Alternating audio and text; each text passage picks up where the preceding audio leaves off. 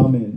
ஆண்டவராகிய இயேசு கிறிஸ்துவின் நாமத்தினாலே இந்த ஆராதனைக்கு வந்த அனைவரையும் வாழ்த்தி வரவேற்கிறேன். ஆண்டவர் தாமே வார்த்தை மூலமாய் எங்களோடு இடைப்படுவாராக. நாம் இன்று பார்க்க போகிற வார்த்தையின் தலையங்கம், கிறிஸ்தவ வாழ்வு என்பது பாடுகளின் வழியாய் ஜெயத்தை பெற்றுக்கொள்வது. இரண்டால் வார்த்தை அப்படித்தான் வேதத்திலே நாங்கள் பார்த்தோமாக இருந்தால் அப்படித்தான் சொல்லப்படுகிறது. இரண்டால் ஆண்டவருடைய உபதேசம் கடினமாய் இருக்கிறது என்று அநேகர் இப்படியாக ஆண்டவரை விட்டு போய்விட்டார்கள். அப்பொழுது ஆண்டவர் கேட்டார் சீசர்களை பார்த்து, நீங்களும் போய்விட மனதாய் இருக்கிறீர்களா என்று கேட்ட வேளையிலே சீசர்கள் சொன்னார்கள், யாரிடம் செல்லுவோம்?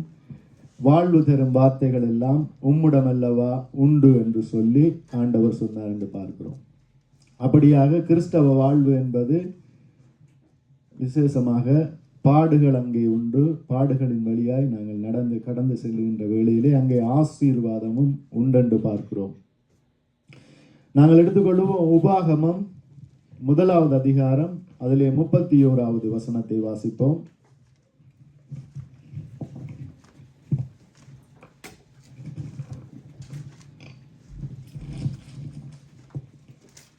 கொள்ளையாவார்கள் என்று நீங்கள் சொன்ன உங்கள் குழந்தைகளும், இந்நாளிலே நன்மை தீமை அறியாத உங்கள் பிள்ளைகளும். உபாகமம் 1வது அதிகாரம் 31வது வசனம். ஒரு மனிதன் தன் பிள்ளையை சுமந்து கொண்டு போவது போல நீங்கள் இவ்விடத்திற்கு வருகிற வரைக்கும் நடந்து வந்த வழிகள் எல்லாவற்றிலும் உங்கள் தேவனாகிய கர்த்தர் உங்களை சுமந்து வந்ததை கண்டீர்களே. ஆமென். அப்ப இந்த இடத்திலே சொல்லப்படுகிறது, ஒரு மனிதன் தன்னுடைய பிள்ளையை சுமந்து வந்தது போல சுமந்து வந்தாராம் ஆண்டவர். யார் என்று பார்த்தோமாக இருந்தால், எகிப்தின் அடிமைத்தனத்திலிருந்து வந்த ஜனங்களை அப்படியாக ஆண்டவர் சுமந்து வந்தாராம். ஆனால் ஆண்டவர் சுமந்து வந்த ஜனங்கள் அங்கே முரட்டாட்டம் பண்ணினார்கள் என்று பார்க்கிறோம். அப்ப ஆண்டவர் சுமந்து வர வேண்டிய ஒரு நிலையிலே எகிப்து தேசத்திலே இருந்து வந்த அந்த இஸ்ரவேல் மக்கள் இருந்தார்கள் என்று பார்க்கிறோம். ஆண்டவருடைய உதவி இல்லாமல் அவர்களாலே ஒன்றும் செய்ய முடியாது. ஆனால் அதான் சொல்லப்படுகிறது, ஆண்டவர் அந்த நேரத்திலே எகிப்திலிருந்து வருகின்ற வேளையிலே உதவி செய்தாராம். அவர் தூக்கி சுமந்தார் என்று சொல்லப்படுகிறது. இப்படியாக அவருடைய அரவணைப்பு இருந்தது என்று சொல்லப்படுகிறது. உதாரணத்துக்கு பார்த்தோமாக இருந்தால், அது அந்த இடத்திலே சொல்லப்படுகிறது, அவர்களுடைய செருப்பு தேயவில்லை, வஸ்திரம் பழசாகவில்லை என்று சொல்லி. அப்படியாக இருந்தால் என்ன அர்த்தம்? அவர்கள் செருப்பு போட்டு அந்த வனாந்திர வழியாக நடந்திருப்பார்கள், அவர்களுடைய செருப்புகள் பாதணிகள் எல்லாம் தேய்ந்து போகவில்லை என்று சொல்லப்படுகிறது. அப்படியாக இருந்தால், இப்போ உதாரணத்துக்கு சிறு குழந்தைகளுக்கு நாங்கள் ஒரு ஷூவை வாங்கி போடுவோம் அழகு பார்ப்பதற்கு. அந்த சிறு குழந்தைகள் பெரிதாக நடக்க மாட்டார்கள். அவர்களை தகப்பனார் இப்படியாக தூக்கி சுமக்கிறவராய், தாயார் தூக்கி சுமக்கிறவராய் இருக்கின்ற வேளையிலே அந்த செருப்பு அந்த ஒரு காலகட்டத்திலே அந்த பிள்ளைக்கு பத்தாமல் இருக்கும். கலட்டி பார்த்தால் அது புதுசாகவே இருக்கும். ஏனென்றால் அந்த பிள்ளை சரியாக அந்த காலப்பகுதியிலே நடந்து தேய்ச்சி திரிஞ்சு ஒன்றுமே செய்யவில்லை. தூக்கி சுமந்ததன் நிமித்தமாக அந்த செருப்பு புதிதாகவே இருக்கும். அதற்கு பிறகு புது செருப்பை வாங்கி அந்த பிள்ளையை கொடுப்போம், அந்த கொஞ்சம் பெரிதான செருப்பு. அப்படியாக காரணம் அந்த பிள்ளையை தூக்கி சுமந்தது நிமித்தம். அப்படித்தான் அந்த இஸ்ரேல் ஜனங்கள் எகிப்து தேசத்திலே இருந்து வரைக்கு ஒரு தகப்பன் தன் பிள்ளையை தோளிலே தூக்கி சுமப்பது போல அவர்களை இந்நாள் வரைக்கும் தூக்கி சுமந்து வந்தேன், இந்த தேசம் வரும் வரைக்கும் தூக்கி சுமந்து வந்தேன் என்று அங்கே சொல்லப்படுகிறது. அப்ப வஸ்திரம் பழசாகவில்லையா? வஸ்திரம் பழசாகவில்லையா அவர்களுடைய வஸ்திரம்? இப்போ உதாரணத்துக்கு ஒரு வஸ்திரம் போட்டு நாங்கள் நடந்தோம் என்றால் அந்த இடத்திலே வேர்வை இருக்கும், அதை துவைப்போம், அப்படியாக அந்த வஸ்திரம் பழசாகிவிடும். ஆனால் அந்த இஸ்ரவேல் ஜனங்கள் அந்த தேசத்திலிருந்து வருகின்ற வேளையிலே வஸ்திரம் பழசாகவில்லை என்று. ஏனென்றால் அவ்வளவு ஒரு கம்ஃபர்டபுல்லாக அவர்களை தேவன் அழைத்து வந்தார். இரவிலே அக்கினி ஸ்தம்பமாகவும் பகலிலே மேக ஸ்தம்பமாகவும் அவர்களுக்கு அந்த பாலைவனத்திலே தெரியும், பாலைவனத்திலே ஒரு வெக்கையான இடமாக இருக்கும், இரவிலே குளிராக இருக்கும். அந்த வெக்கையோ குளிரோ அவர்களை சேதப்படுத்தாத வண்ணம் அவர்களை தேவன் அழைத்து வந்தார் என்று பார்க்கிறோம். மேகஸ்தம்பமாக பகலிலே வந்த வேளையிலே அவர்களுக்கு உஷ்ணம் இல்லாமல் இருந்திருக்கும். இரவிலே அக்கினி ஸ்தம்பமாக வந்த வேளையிலே அவர்களுக்கு குளிர் இல்லாமல் இருக்கும். அப்படியாக ஒரு சொகுசான வாழ்க்கையை கொடுத்து அந்த இஸ்ரவேல் ஜனங்களை அழைத்து கொண்டு வந்தார் என்று பார்க்கிறோம். ஆனாலும் அவர்கள் முறுமுறுத்தார்கள் என்று அதிலே சொல்லப்படுகிறது. அவர்கள் முறுமுறுத்து தங்களுக்கு இச்சித்தவைகளை கேட்டார்கள். மோசே அந்த மலையிலின் மேலே போன வேளையிலே தங்களுக்கு ஒரு தெய்வம் தேவை, தங்களை வழிநடத்திய தெய்வம் ஒன்று தேவை என்று சொல்லி அவர்கள் பிழையான காரியங்களை செய்து அந்த இடத்திலே வைத்தார்கள் என்று. அப்ப ஓகே, அது இருக்கட்டும், இஸ்ரவேல் ஜனங்கள் மாறி நடந்தார்கள். ஆனால் வார்த்தை சொல்லுகிறது, ஒரு மனிதன் தன் பிள்ளையை தோளிலே சுமந்து செல்வது போல ஆண்டவர் அந்த இஸ்ரவேல் ஜனங்களை சுமந்தார். எங்களையும் அவர் சுமக்கிறவராக இருக்கிறார். இஸ்ரவேல் ஜனங்களுக்கு அப்பொழுது எவ்வளவு அந்த ஆண்டவர் தூக்கி சுமப்பது அவசியமாக கண்டதோ, அவருடைய உதவி அவசியமாக இருந்ததோ, அப்படியாக எங்களுடைய இந்த காலத்திலும் எங்களுக்கு அந்த உதவி, தேவனுடைய உதவி, தேவன் தூக்கி சுமத்தல், இப்படியாக அந்த காரியங்கள் எங்களுக்கு அவசியமாக இருக்கிறது என்று பார்க்கிறோம் பிரியமானவர்களே. ஏனென்றால் அவர்கள் அந்த உலக பிரகாரமான கானான் தேசத்தை நோக்கி பிரயாணிக்கின்ற வேளையிலே தேவனுடைய உதவி இருந்தது. ஆனால் இப்பொழுது நாங்கள் பரம கானானை நோக்கி பிரயாணப்பட்டு கொண்டிருக்கிறோம். இந்த உலகத்திலே அப்படித்தான் எங்களை நடத்தி கொண்டிருக்கிறார். அப்படியாக நடக்கின்ற வேளையிலே எங்களுக்கு தேவனுடைய ஒரு அரவணைப்பு தேவை, தேவனுடைய தூக்கி சுமத்தல் தேவை. அப்படியாக எல்லாம் தேவைப்படுகிறதாக இருக்கிறது. நாங்கள் ஆண்டவருடைய வார்த்தையின்படியாக நடக்கின்ற வேளையிலே ஆண்டவர் எங்களை தூக்கி சுமக்கிறவராக இருக்கிறார் என்று பார்க்கிறோம். அப்ப ஆண்டவராகிய இயேசு கிறிஸ்து சொன்னார், மார்த்தாளை பார்த்து, மார்த்தாளே மார்த்தாளே, நீ அதிக காரியங்களை குறித்து கவலைப்பட்டு கலங்குகிறாய், தேவையானது ஒன்றே, அது தேவனுடைய பாதம், அது மரியாள் தன்னை விட்டு எடுபடாத நல்ல பங்கை தெரிந்து கொண்டார் என்று சொல்லி ஆண்டவர் சொல்லுகிறார். அப்படியாக தேவன் எங்களை தூக்கி சுமக்கின்ற வேளையிலே, இந்த பாடுகளின் வழியாய் நாங்கள் கடந்து போகின்ற வேளையிலே தேவனுக்குரியவைகளை, தேவன் எப்படி நாங்கள் நடக்க தேவன் சித்தமாக இருக்கிறாரோ அப்படியாக நடந்து நாங்கள் ஆசீர்வாதத்தை சுதந்திரித்துக் கொள்ள வேண்டும். இந்த இஸ்ரவேல் ஜனங்கள் தேவன் பிரியப்படுகிறபடி நடக்காமல் தாங்கள் இச்சித்தவைகளை இப்படியாக நோக்கி தங்களுடைய இருதயத்தை திரும்பின வேளையிலே அந்த இடத்திலே அந்த இஸ்ரவேல் ஜனங்களுக்கு அழிவு வந்தது என்று பார்க்கிறோம். அநேக தீமையான காரியங்கள் வந்தது என்று பார்க்கிறோம். அப்படியாக இருந்தால் நாங்கள் அநேக காரியங்களை குறித்து, மார்த்தாள் அநேக காரியங்களை குறித்து கவலைப்பட்டு இப்படியாக இருந்தது போல இல்லாமல் தேவன் நினைத்தபடி வாழ்ந்த மரியாளை போல நாங்கள் வாழ வேண்டும் என்று பார்க்கிறோம் பிரியமானவர்களே. இந்த பாடுகள் எல்லோருக்கும் அருளப்பட்டிருக்கிறது என்று இந்த வேதம் சொல்லுகிறது. பிலிப்பியர் 1:29 நாங்கள் வாசிப்போம்.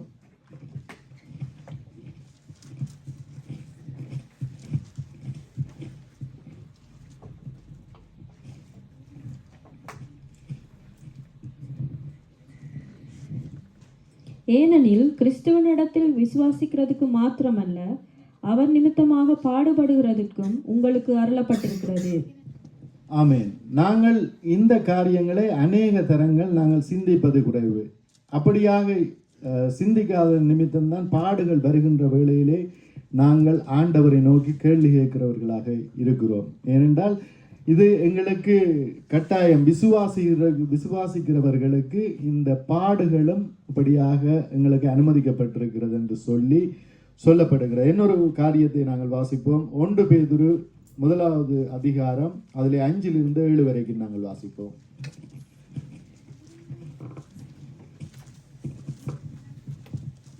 கடைசி காலத்திலே வெளிப்பட ஆயத்தமாக்கப்பட்டிருக்கிற இரட்சிப்புக்கு ஏதுவாக விசுவாசத்தை கொண்டு தேவனுடைய பலத்தினாலே காக்கப்பட்டிருக்கிற உங்களுக்கு அந்த சுதந்திரம் பரலோகத்தில் வைக்கப்பட்டிருக்கிறது.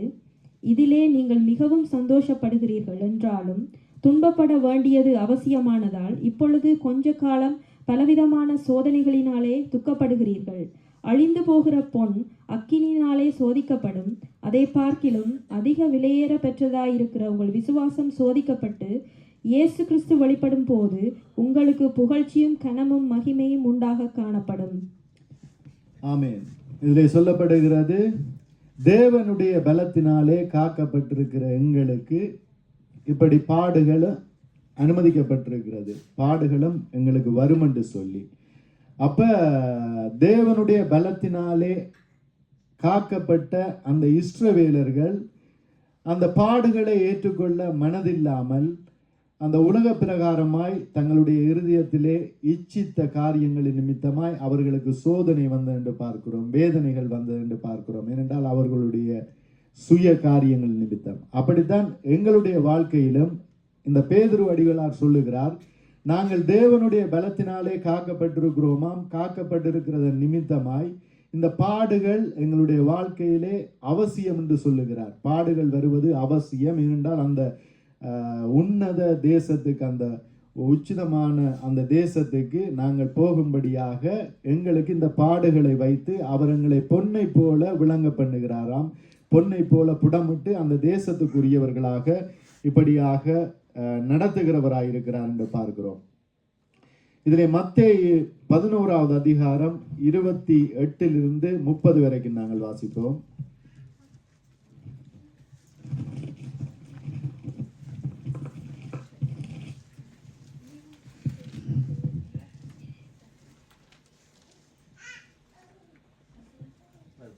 வருத்தப்பட்டு 11:28. வருத்தப்பட்டு பாரம் சுமக்கிறவர்களே, நீங்கள் எல்லாரும் என்னிடத்தில் வாருங்கள், நான் உங்களுக்கு இளைப்பாறுதல் தருவேன். நான் சாந்தமும் மனத்தாழ்மையுமாய் இருக்கிறேன். என் நுகத்தை உங்கள் மேல் ஏற்றுக்கொண்டு என்னிடத்தில் கற்றுக்கொள்ளுங்கள், அப்பொழுது உங்கள் ஆத்துமாக்களுக்கு இளைப்பாறுதல் கிடைக்கும். ஆமென். 30 வாசிப்போம். என் நுகம் மெதுவாயும் என் சுமை இலகுவாயும் இருக்கிறது என்றார். ஆமென். வருத்தப்பட்டு பாரம் சுமக்கிறவர்களே, நீங்கள் எல்லோரும் என்னிடத்திலே வாருங்கள், நான் உங்களுக்கு இளைப்பாறுதல் தருவேன் என்று படியாக ஆண்டவர் சொன்னார். அப்ப நாங்கள் அவரிடத்திலே அந்த பாரத்தை வைத்துவிட்டு அவர் தருகிற அந்த நுகத்தை ஏற்றுக்கொண்டவர்களாய் நடக்க வேண்டும் என்று ஆண்டவர் விரும்புகிறார். அவர் சொல்லுகிறார், என் நுகம் மெதுவாகவும் என் சுமை இலகுவாகவும் இருக்கும் என்றார். அப்ப இந்த தேவனுடைய நுகத்தை ஏற்றுக்கொண்டவர்களாக நடந்தவர்கள் இந்த புதிய ஏற்பாட்டு பரிசுத்தவான்களா, புதிய ஏற்பாட்டில் இருக்கிறது நாங்கள் மட்டுமா என்று பார்த்தோமா இருந்தால் நாங்கள் மட்டுமல்ல, பழைய ஏற்பாட்டு காலத்தில் இருந்தவர்களும் தேவனுடைய அந்த நுகத்தை ஏற்றுக்கொண்டு நடந்து ஆசீர்வாதங்களை பெற்றவர்களா இருந்தார்கள் என்று பார்க்கிறோம் பிரியமானவர்களே. ஏனென்றால் இதிலே நாங்கள் ஒருவரை குறித்து பார்க்க போகிறோம், ஆபிரகாமை குறித்து நாங்கள் பார்க்க போகிறோம். ஆபிரகாம் ஆதியாகமம் 20வது அதிகாரம் 3வது வசனத்தை வாசிப்போம். தேவன் இரவிலே அபிலமேக்குக்கு சொப்பனத்திலே தோன்றி, நீ அழைப்பித்த ஸ்ரீ நிமித்தம் நீ செத்தாய், அவள் ஒருவனுடைய மனைவியாய் இருக்கிறாளே என்றார். ஆமென். அப்ப இந்த ஆபிரகாமுடைய வாழ்க்கையிலே ஒரு சம்பவம் நடக்கிறது. தேவனே அந்த ராஜாவுக்கு தரிசனமாகி இப்படியாக சொல்லுகிறார், நீ செத்தாய் என்று சொல்லி. ஏனென்றால் தேவனுடைய சிநேகிதனாக எண்ணப்பட்ட அந்த ஆபிரகாம் தேவனுடைய வார்த்தையை ஏற்று தேவன் சொன்னபடி எல்லாம் நடந்தான் என்று பார்க்கிறோம். அப்படிப்பட்ட ஆபிரகாமினுடைய மனைவிக்கு ஒரு இக்கட்டான நிலைமை, ஆபிரகாமுக்கு ஒரு சங்கடமான நிலைமை, இக்கட்டான நிலைமை வருகின்ற வேளையிலே அந்த அபிமெலேக்கு ராஜாவை இப்படியாக தேவன் கடிந்து கொண்டார், நீ செத்தாய் என்று சொல்லி.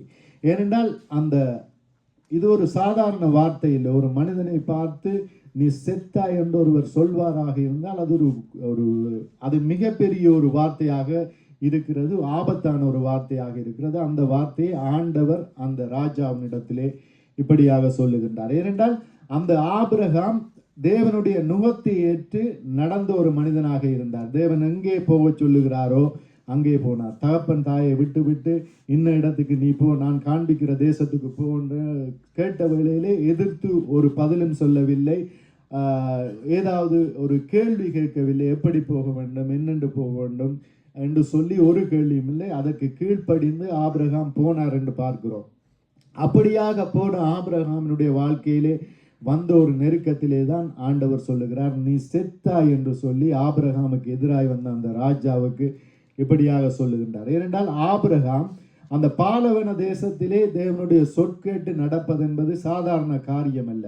இப்போ பாலைவனத்திலே யாராவது நடந்த அனுபவம் இருந்தாங்களுக்கு தெரியும். எனக்கு அந்த அனுபவம் இல்லை.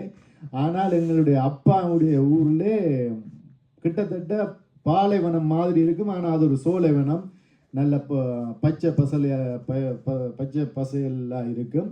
ஆனால் அந்த இடத்திலே மணல் புட்டிகள் அதிகமாக உண்டு. அந்த இடத்திலே காற்று வீசும், வெயில் நேரத்திலே காற்று வீசும். இப்படியாக நாங்கள் சின்ன பிடியலாக இருந்த வேளையிலே அந்த காட்டு பகுதிகளுக்குள்ளே பழங்கள் பிடுங்க போவோம். பழங்கள் பிடுங்க போகின்ற வேளையிலே சரத்தை மடித்து கட்டி கொண்டு அப்படியாக போனால் அந்த வீசுகிற காத்திலே அந்த மண்ணுகள் எல்லாம் வந்து இப்படியாக அடிக்கிற வேளையிலே எங்களுடைய காலிலே முகத்திலே எல்லாம் அந்த மணல் வந்து அடிக்கின்ற வேளையிலே யாரோ ஒரு மணலை எத்தனையோ கிலோமீட்டர் வேகத்திலே எறிஞ்சால் எப்படி வலிக்குமோ அப்படியாக முகமெல்லாம் வலிக்கும். ஏனென்றால் அந்த காற்று மணல் அடிக்கிற வேகத்திலே அந்த வலிக்கும். அப்படியாகத்தான் பாலைவனத்திலும் தேவன் எங்கு போக சொன்னாரோ அந்த இடத்துக்கெல்லாம் ஆபிரகாம் அந்த வலிகளை பொறுத்து இப்படியாக போனார் என்று பார்க்கிறோம். ஆபிரகாமை குறித்து சொல்லப்படுகிறது, ஆபிரகாம் இப்படியாக கல் வீடு கட்டி நிரந்தரமான ஒரு வீடு கட்டி வாழ்ந்தவர் அல்ல. ஏனென்றால் அவர் பரலோகத்திலே தனக்கு நித்திய வீடொன்று உண்டு, கைவேலை இல்லாத நித்திய வீடு உண்டு என்கின்ற அந்த விசுவாசத்திலே அவர் கூடாரங்களை போட்டு வாழ்ந்தார் என்று வேதம் சொல்லுகிறது. அப்படியாக வாழ்ந்த ஒரு மனுஷனுக்கு இப்படி ஒரு இக்கட்டான நிலைமை வருகின்ற வேளையிலே ஆண்டவர் அந்த இடத்திலே உச்சக்கட்ட கோபம் கொண்டு அந்த ராஜாவை பார்த்து சொல்லுகிறார், நீ செத்தாய் என்று சொல்லி, நீ அந்த ஸ்திரீயின் நிமித்தம் நீ செத்தாய் என்று சொல்லி அந்த இடத்திலே உடனடியாகவே அந்த அபிமெலேக்கு அந்த ராஜா வந்து இப்படியாக அந்த சாராளை ஆபிரகாமினிடத்திலே அப்படியாக ஒப்படைக்கிறார் என்று பார்க்கிறோம். அப்படித்தான் இந்த உலகத்திலேயும் நமக்கும் உபத்திரவம் உண்டு என்று பார்க்கிறோம். பிரியமானவர்களே, உலகத்திலே எல்லோருக்கும் உபத்திரவம் உண்டு. இந்த உலகத்து ஜனங்களுக்கும் உபத்திரவம் உண்டு, ஆண்டவரை அறிந்தவர்களுக்கும் உபத்திரவம் உண்டு. அதான் ஆண்டவர் சொல்லுகிறார், இந்த உலகத்திலே உபத்திரவம் உண்டு, ஆனாலும் திடன் கொள்ளுங்கள், நான் இந்த உலகத்தை ஜெயித்தேன் என்று சொல்லி இப்படியாக எங்களுக்கு சொல்லுகிறார். ஏனென்றால் அந்த உலகத்தை ஜெயித்தவருடைய வார்த்தையின்படியாக நாங்கள் அவரோடு நடந்தோமாக இருந்தால் அந்த வெற்றிக்கு பங்குள்ளவர்களாக நாங்கள் மாறுவோம். அதுதான் உண்மை. அப்படியாக இந்த உலகத்திலே உபத்திரவம் உண்டென்று பார்க்கிறோம் பிரியமானவர்களே. ஏனென்றால் ஆபிரகாம் தேவனோடு நடந்தார், அந்த வெற்றியை இப்படியாக சுதந்திரித்து கொண்டார். அவர் போன இடங்களிலெல்லாம் அவர் வெற்றி பெற்றார். அவர் மீது ஒருவரும் கை போடவில்லை என்று பார்க்கிறோம். ஆபிரகாம் மீது ஒருவரும் கை போடவில்லை. ஆபிரகாம் தான் அந்த பெரிய ராஜாக்கள் மீது கை போட்டு அந்த ஒரு பெரிய அவருடைய சகோதரன் இழந்து போனதை அப்படியாக திருப்பி கொண்டு வந்தார் என்று பார்க்கிறோம். தேவனுடைய உதவியினாலே அந்த காரியத்தை செய்தார்கள் என்று சொல்லி பார்க்கிறோம் பிரியமானவர்களே. அப்ப பாடுகளின் வழியாய் அந்த ஆபிரகாமை நடத்தித்தான் விசுவாசத்தின் தந்தையாக இந்த ஆபிரகாமை உருவாக்கினார் என்று பார்க்கிறோம். ஆபிரகாமுடைய வாழ்க்கையிலே நடந்த சம்பவங்கள் எல்லாத்தையும் நாங்கள் பார்த்தோமாக இருந்தால் அதிக சம்பவங்கள் நடந்தது. எங்களுடைய வாழ்க்கையிலே அதில் ஒரு துளி கூட நடக்கவில்லை என்று பார்க்கிறோம். ஆபிரகாம் விசுவாசத்தின் தந்தை என்று எண்ணப்பட்டார் என்று சொல்லி தேவனே படியாக சாட்சி கொடுக்கிறார். அப்படியாக விசுவாசத்தின் தந்தையாக ஆபிரகாமை நாங்கள் இன்று பார்க்கிறோம். ஏனென்றால் பாடுகளின் வழியாய் ஆபிரகாம் வந்து அப்படித்தான் எங்களுடைய வாழ்க்கையிலும் பாடுகளின் வழியாய் நாங்கள் கடந்து போக வேண்டும். ஏனென்றால் வேதம் சொல்லுகிறது, பாடுகள் இல்லாமல் கிறிஸ்தவ வாழ்வு இல்லை என்று சொல்லப்படுகிறது. நாங்கள் பார்ப்போமாக இருந்தால் தாவீதினுடைய வாழ்க்கையிலே தாவீதினுடைய காரியங்கள் எப்படி நடந்தது என்று நாங்கள் பார்க்கிறோம். தாவீது ராஜாவாக தெரிவு செய்யப்பட்டார். தாவீதினுடைய வாழ்க்கையிலே எல்லாமே சொகுசாக இருந்ததா என்றால் இல்லை. ஒரே யுத்தங்களும், ஒரே எதிரிகள் திரட்டுவதும், ஓடுவதும், பின்பு யுத்தம் செய்வதும், திரும்ப தேசத்துக்கு வருவதும், திரும்ப அந்நிய தேசத்துக்கு போவதுமாக அப்படியாக தாவீதினுடைய வாழ்க்கை இருந்தது என்று பார்க்கிறோம். நாங்கள் எடுத்துக்கொள்வோம் 1 சாமுவேல் 22வது அதிகாரம் 3வது வசனம். தாவீது அவ்விடத்தை விட்டு மோவாபியை சேர்ந்த மிஸ்பாவுக்கு போய் மோவாபின் ராஜாவை பார்த்து, தேவன் என்னை எப்படி நடத்துவார் என்று நான் அறியும் மட்டும் என் தகப்பனும் என் தாயும் உங்களிடத்திலே தங்கி இருக்கும்படி தயவு செய்யும் என்று சொல்லி. ஆமென். அப்ப தாவீது எங்கே போகிறார் என்றால் மோவாபின் ராஜாவின் இடத்திலே போய் தன்னுடைய தகப்பன் தாயை ஒப்படைக்கிறார். ஏனென்றால் இந்த ராஜா தாவீதை சவுல்படியாக பின்தொடர்ந்து கொண்டிருக்கிறார். தாவீதுக்கு நெருக்கமானவர்களை, தாவீதுக்கு ஒரு சின்ன உதவி செய்தவர்களை கூட அந்த சவுல் ராஜா அப்படியாக வெட்டி போடுகிறார், சதை துண்டங்களாக வெட்டி போடுகிறார். அப்படி இருக்கின்ற வேளையிலே தாவீதுக்கே பாதுகாப்பில்லை. தாவீது தன்னுடைய தாய் தகப்பனை என்ன செய்வதென்று தெரியவில்லை. அப்படியான வேளையிலே தான் இந்த மோவாவின் ராஜாவினிடத்திலே கொண்டு போய் தாதந்தையை இப்படியாக ஒப்பு கொடுக்கிறார். மோவாப் ராஜா இஸ்ரவேல் ஜனங்கள் அல்ல, ஒரு புறஜாதி.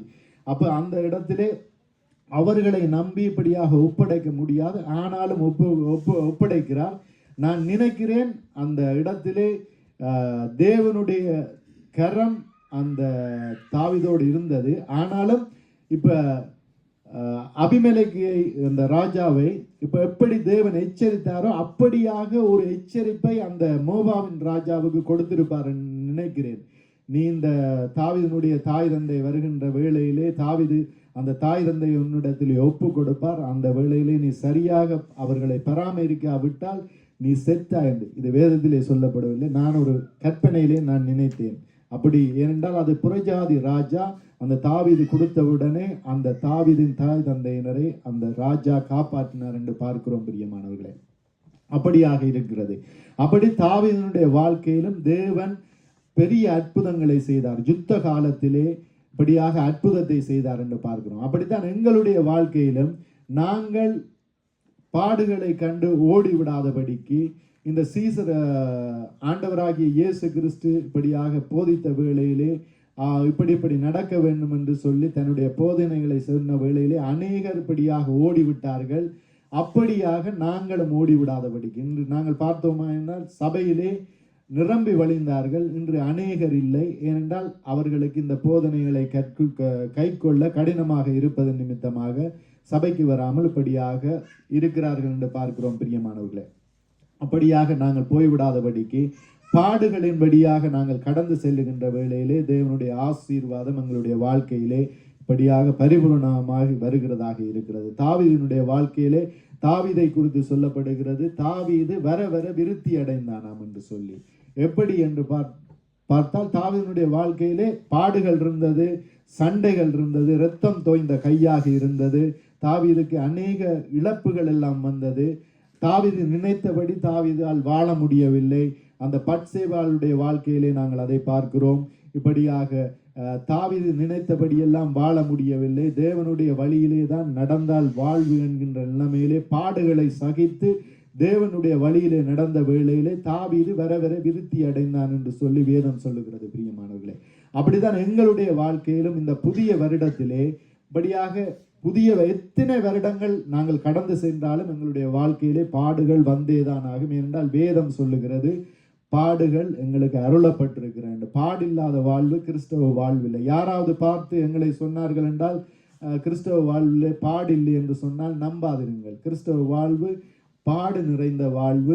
ஆனாலும் நாங்கள் அந்த பாடுகளின் வழியாக தேவனுடைய உதவியோடு படியாக கடந்து செல்லுகின்ற வேளையிலே எங்களுடைய வாழ்க்கையிலே ஆசீர்வாதமும் கூட வருகிறதாக இருக்கின்றது.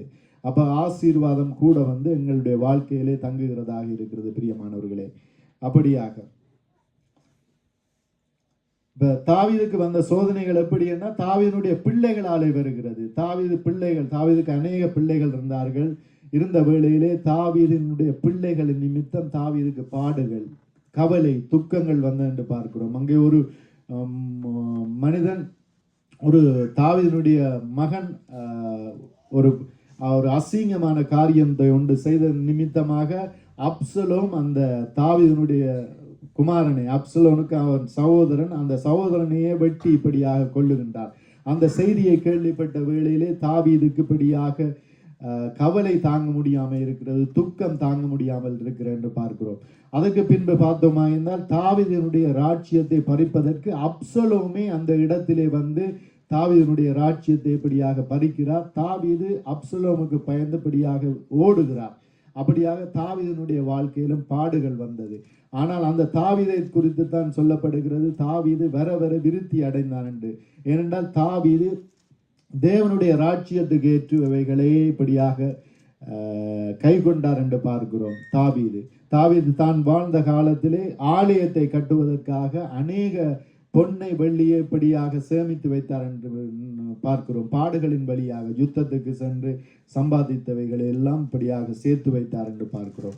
அப்ப தாவீதினுடைய வாழ்க்கைக்கும் சாலமோனுடைய வாழ்க்கைக்கும் பெரிய ஒரு வித்தியாசம் உண்டு.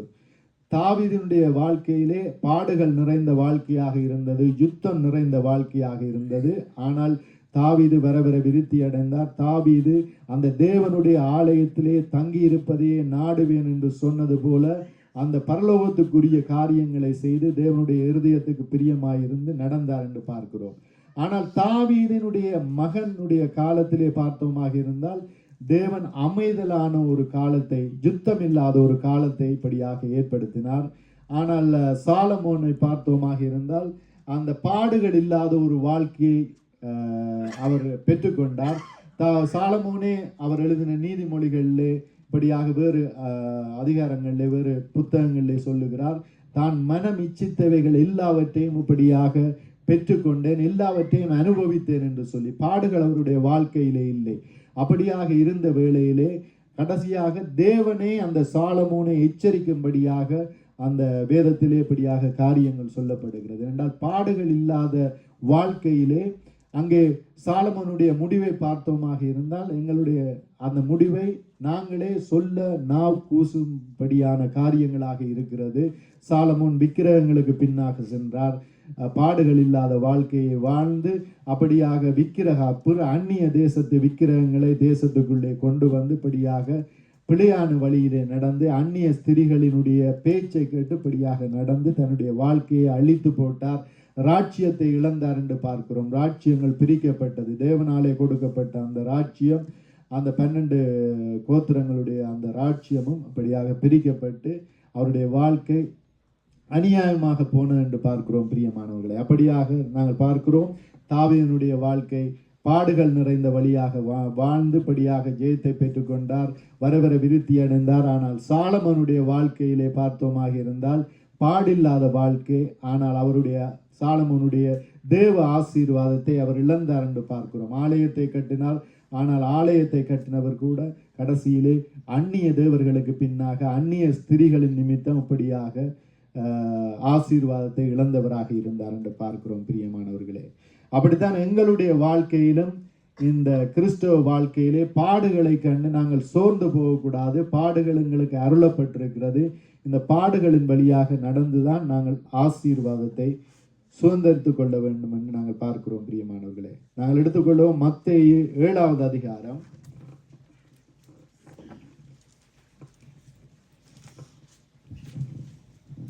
அதிலே 13வது வசனத்தை வாசிப்போம். இடுக்கமான வாசல் வழியாய் உட்பிரவேசியுங்கள், கேட்டுக்கு போகிற வாசல் விரிவும் வழி விசாலவுமாய் இருக்கிறது, அதன் வழியாய் பிரவேசிக்கிறவர்கள் அநேகர். ஆமென். இடுக்கமான வாசல் வழியாய் பிரவேசிக்கும்படியாக ஆண்டவர் சொல்லுகிறார். ஏனென்றால் அந்த இடுக்கமான வழியின் வாசல் வழியாக பிரவேசிப்பவர்கள்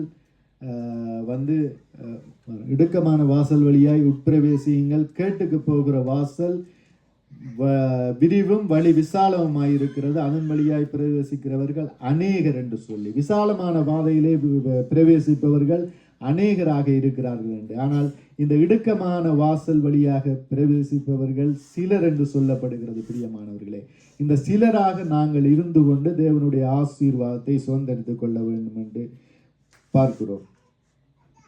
இந்த இடுக்கமான வாசல் வழியாகத்தான் தேவனுடைய அரவணைப்பு இருக்கிறது.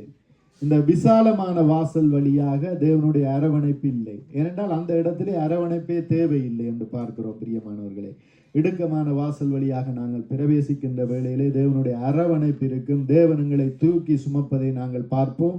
அப்படியாக இன்னும் அநேக காரியங்களை நாங்கள் பார்ப்போம் என்று பார்க்கிறோம். இந்த இஸ்ரவேல் ஜனங்கள் அந்த இடத்திலே தேவன் எப்படி தூக்கி சுமந்தாரோ அதே போல எங்களையும் இப்படியாக தேவன் தூக்கி சுமப்பவராய் இருக்கிறார். இப்ப இடுக்கமான வாசல் வழியாக நாங்கள் கடந்து போகின்ற வேளையிலே தேவனுடைய உதவி இருக்கும், தேவனுடைய அரவணைப்பு இருக்கும், தேவனுடைய தூக்கி சுமத்தல் இருக்கும் என்று பார்க்கிறோம். ஆனால் விசாலமான வாசல் வழியாக நடந்து போகிறவர்களுக்கு தேவனுடைய அரவணைப்பு இருக்காது. அவர்களை தூக்கி சுமப்பதற்கு ஒருவரும் இல்லை. ஆனால் அவர்களுக்கு நியமித்த காரியங்களிலே அவர்கள் போவார்கள். ஏனென்றால் நல்லோர் மேலும் தீயோர் மேலும் மழையை வரிசிக்க பண்ணுகிறவர். அவர்களுக்கும் மழை பெய்யும், எங்களுக்கும் மழை பெய்யும், அவர்களுக்கும் ஆசீர்வாதம் கிடைக்கும், எல்லாம் கிடைக்கும். ஆனால் அந்த தூக்கி சுமத்தல் என்பது தேவனுடைய வார்த்தைகளை கேட்டு அந்த இடுக்கமான வாசல் வழியாக நடந்து செல்பவர்களுக்கு அந்த தூக்கி சுமத்தல் இருக்குது என்று பார்க்கிறோம் பிரியமானவர்களே. அப்படியாக மற்ற இன்னொன்று நாங்கள் வாசிப்போம். 1 கொரிந்தியர் 10வது அதிகாரத்தை எடுத்துக்கொள்வோம்.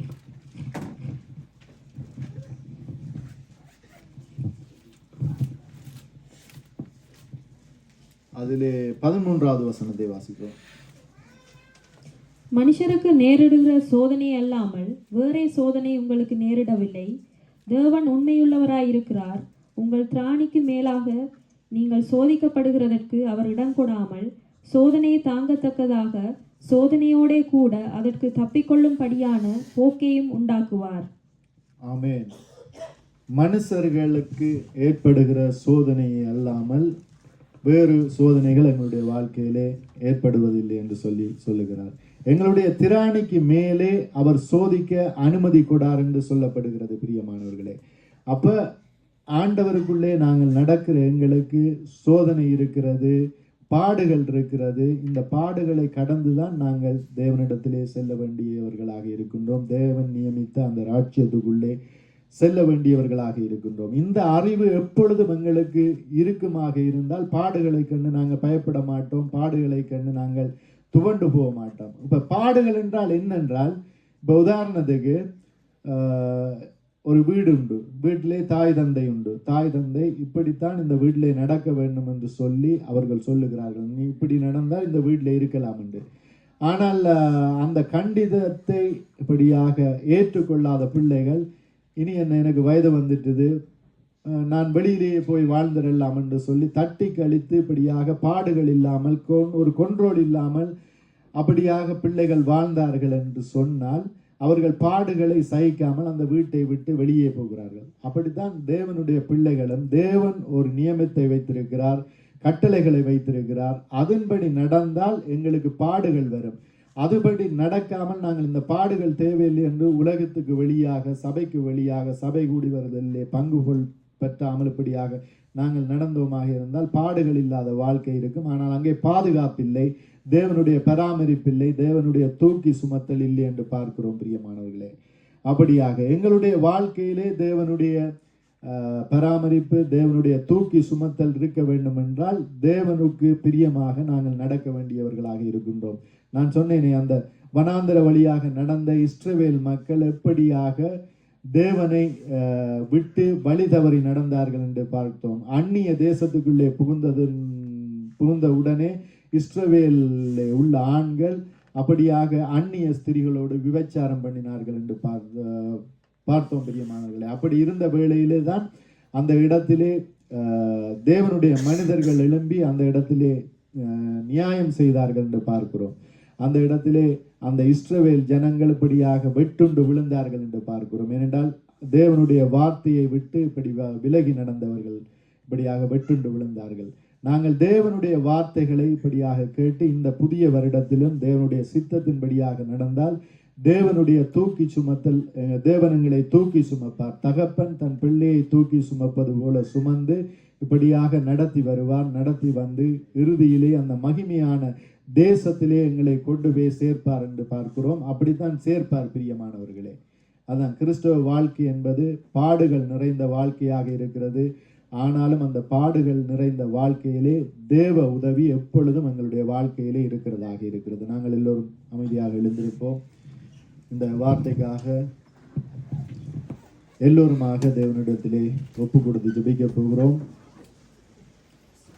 ஏனென்றால் தேவன் எங்களை திக்கற்றவர்களாய் விடவில்லை, ஊதாரி பிள்ளைகளாக கெட்டுப்போக அவர் இந்த இடத்திலே அழைக்கவில்லை. அவர் எங்களுக்கு வேதத்தை தந்திருக்கிறார்.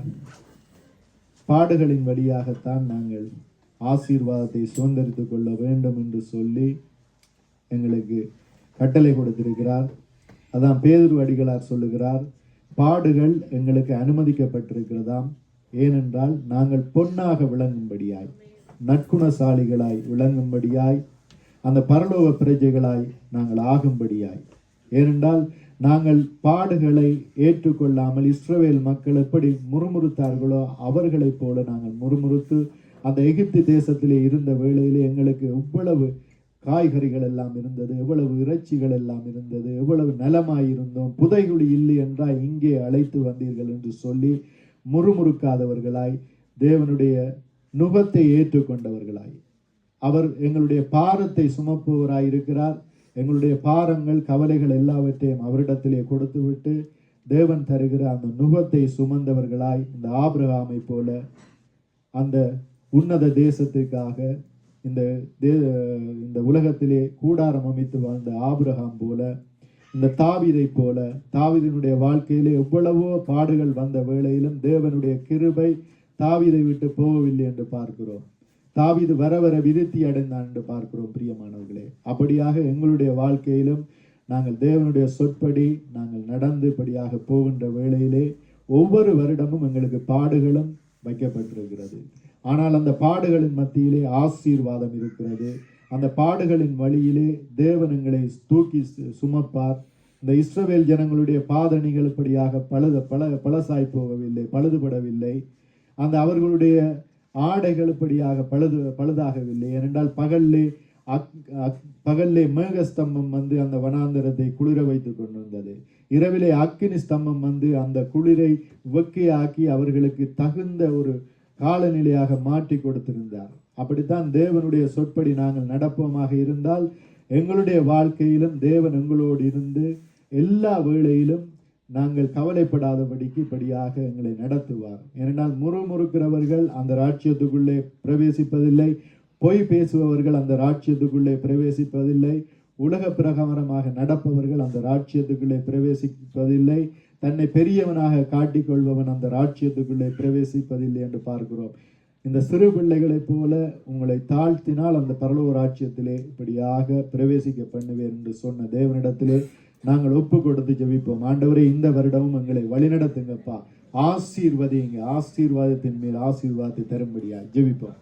ஆண்டவரே, உங்களை நன்றியோடு ஸ்தோத்தரிக்கிறோம், துதிக்கிறோம். ஆண்டவரே, இந்த வேளையிலும் ஆண்டவரே எங்களை ஒப்பு தருகிறோம். ஆண்டவரே, முற்றுமுழுதாய் ஒப்பு தருகிறோம். ஆண்டவரே, இதோ பாடுகள் எங்களுக்கு அனுமதிக்கப்பட்டிருக்கிறது. ஆண்டவரே, ஆண்டவரே, இந்த பாடுகளின் வழியாய் நாங்கள் நடந்து ஆண்டவரே உங்களுடைய ஆண்டவரே ஆசீர்வாதத்தை சுதந்திரித்துக் கொள்ள உதவி செய்யுங்க.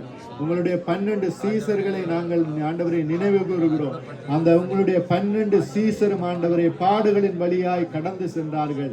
சிங்கத்தின் கெபியிலே போடப்பட்டார்கள், அக்கினியிலே போடப்பட்டார்கள், சிலுவையிலே தலைகீழாக அடிக்கப்பட்டார்கள். ஆண்டவரே அப்பா, ஈட்டியினால் கொல்லப்பட்டார்கள். அப்படியான பாடுகளை எல்லாம் ஆண்டவரே சுமந்து உங்களுடைய ராஜ்யத்திலே வந்து இன்று ஆண்டவரே விடிவெள்ளி நட்சத்திரங்களாக ஆண்டவரே உங்களுடைய ராஜ்யத்திலே ஜொலித்துக் கொண்டிருக்கிறார்கள். அப்படியாக நாங்களும் பாடுகளின் வழியாய் ஆண்டவரே கடந்து சென்று இந்த வருடத்திலே ஆண்டவரே நீங்கள் நியமித்த பாதையிலே அப்பா நாங்கள் முறுமுறுக்காமல் ஓடி உங்களுடைய ஆண்டவரை ஆசீர்வாதத்தை நாங்கள் சுதந்திரித்துக் கொள்ள எங்களுக்கு உதவி செய்யுங்க ராஜா. அப்பா, உதவி செய்யுங்க, ஆசீர்வதிங்க. நாங்கள் சோர்ந்து போகாமல் ஓட ஆண்டவரே உதவி செய்யுங்கப்பா. ஆண்டவரே நன்றி சுவாமி. ஆண்டவராகிய இயேசு கிறிஸ்துவின் நாமத்தினாலே சகல துதிகளை இதோ இந்த விண்ணப்பங்களை மறுடுக்கிறோம் எங்களுடைய ஜீவனுள்ள நல்ல பிதாவே. ஆமென், ஆமென், ஆமென்.